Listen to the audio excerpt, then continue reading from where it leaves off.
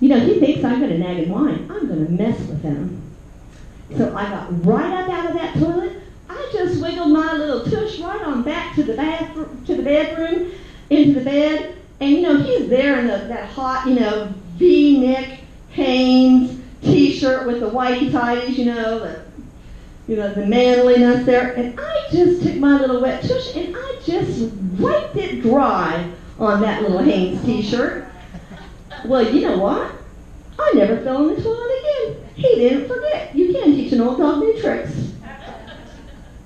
And then I think the one that had the best lasting consequences for me in my marriage was the bed.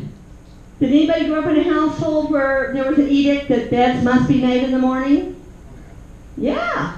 I mean, I'm not exactly sure why your bed's supposed to be made in the morning, but I know it is, because my mother didn't feed you unless the bed was made in the morning. So, you know, here I am married, and our bed is never made in the morning. You know, I'm getting up, I'm going downstairs, the bed isn't made. I said, look, you got to make the bed. You know, I have to go back upstairs and make the bed. You know, it's a bad example for the children. He goes, you do not have the authority to tell me to make my bed. I had to live my whole life without making my bed, and I have done fine for myself. Well, it's my bed. You know, I want my bed made. Then make your bed. Okay. So guess what happened? The next morning I get up early. I am as quiet as a church mouse. I get up there. I make that bed. He's still asleep in that bed. He's all covered up. It's like this, tucked in the side. He's like in a straitjacket. He wakes up. He comes flying out of that bed. What the hell's going on here? And I go, you told me to make the bed myself if I wanted it made, so I made it. He doesn't say a word. From that day forward, I woke up every morning. He was downstairs cooking breakfast. I made the bed and went down for my omelet. And you know, I survived being married for those 30 years, or actually liked a lot of it.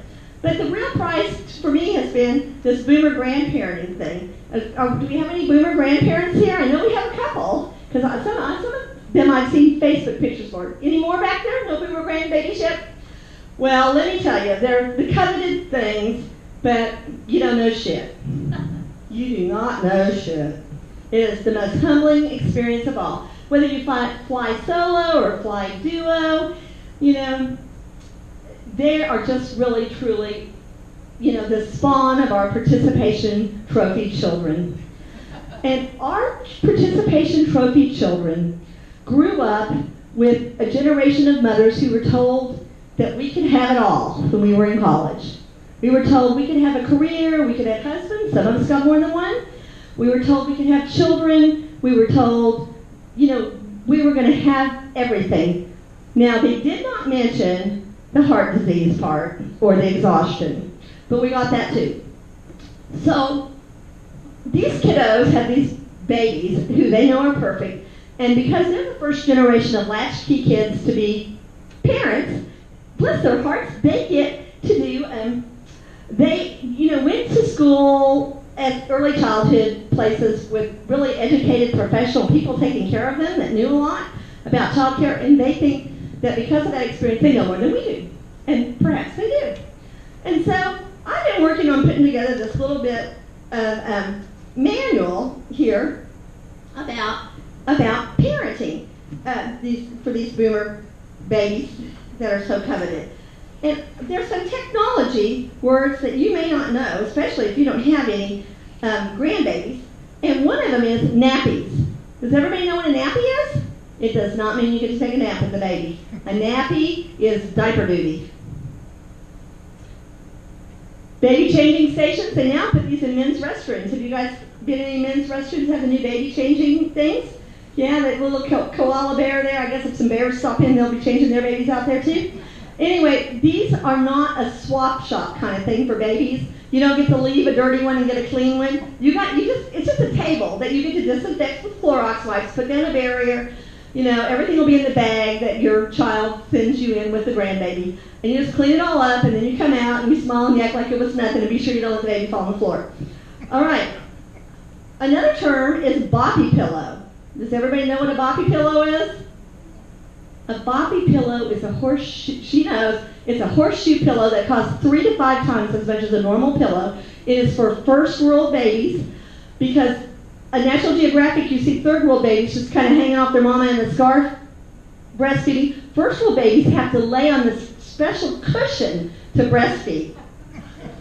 Now, docking station, anybody know what the docking station is? I didn't know what that was. I just bought 2 of them for my son. A docking station is a contraption that loads in the car and now the car seat snaps into it so it's easier to snap in and get out.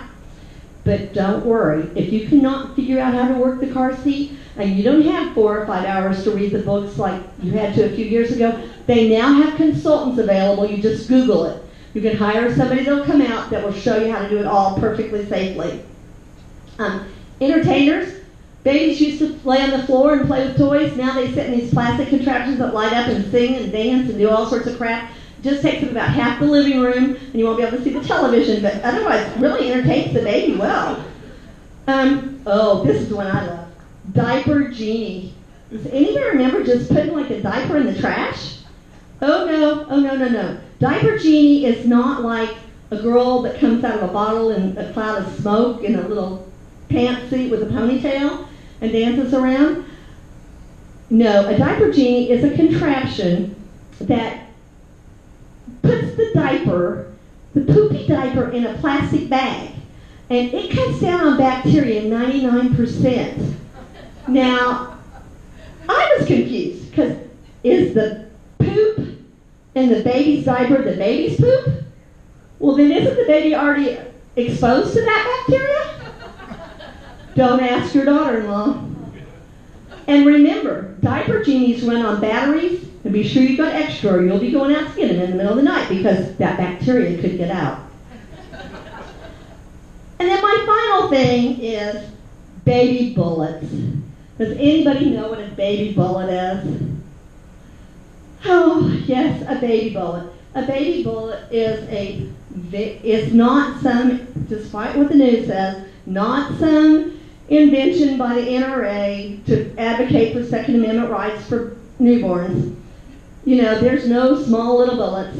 A baby bullet is a bullet-shaped food processor to make baby foods for you to put in those BPA-free, you know, non-lead-laced utensils that the baby uses.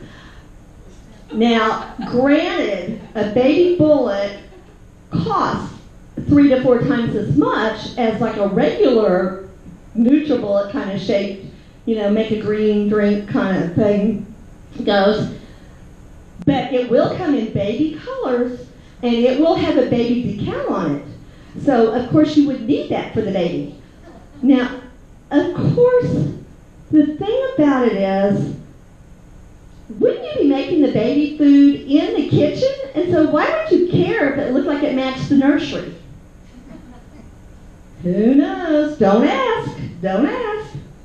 Then I just wanted to share with you just a few more things here about some insights. Now, I told you I worked for public education. What I didn't tell you was that I was a pediatric nurse for the public schools for like about 20 years.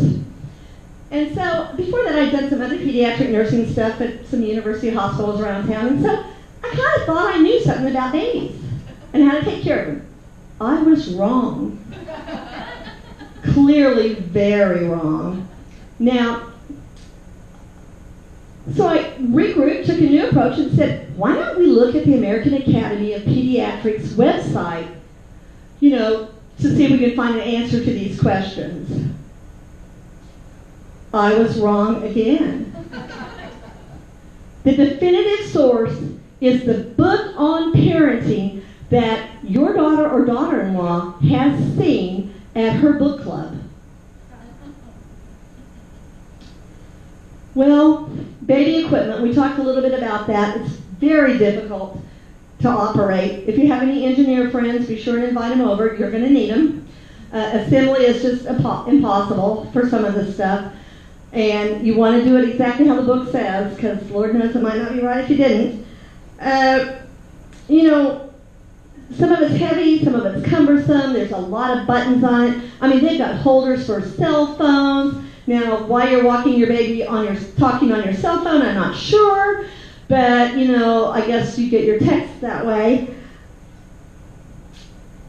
We need to understand, though, that using this equipment really, really matters because it's all safe. And I don't know if you've noticed the fun little pictures from the 50s at the start, but you might have seen me riding in the back seat of a car, laying on some pillows, no car seat.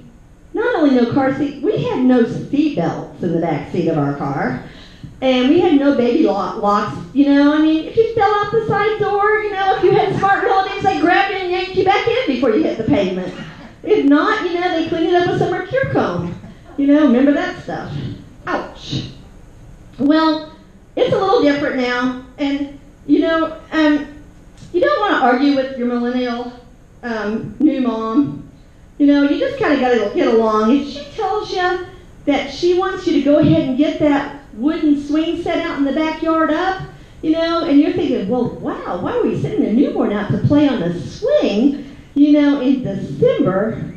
Just put your boots and hat on and get out there and get started because you're doing it. That is your job. Well, I think that, it's all worth it because at the end, if you play your cards right and if you've got your privacy settings right on your Facebook, they're going to let you have a picture of you with that baby. And the nice thing about digital pictures now is you can take about 230 of them, so you'll get one where the baby's not crying, the baby's clean, and you look like you may have had a bath in the last week. And, you'll be able to put that on Facebook and you'll just look like the perfect family. So I think what we'll do here at the end is we're going to have her put up the baby boomer grandparent oath. I think this is pretty much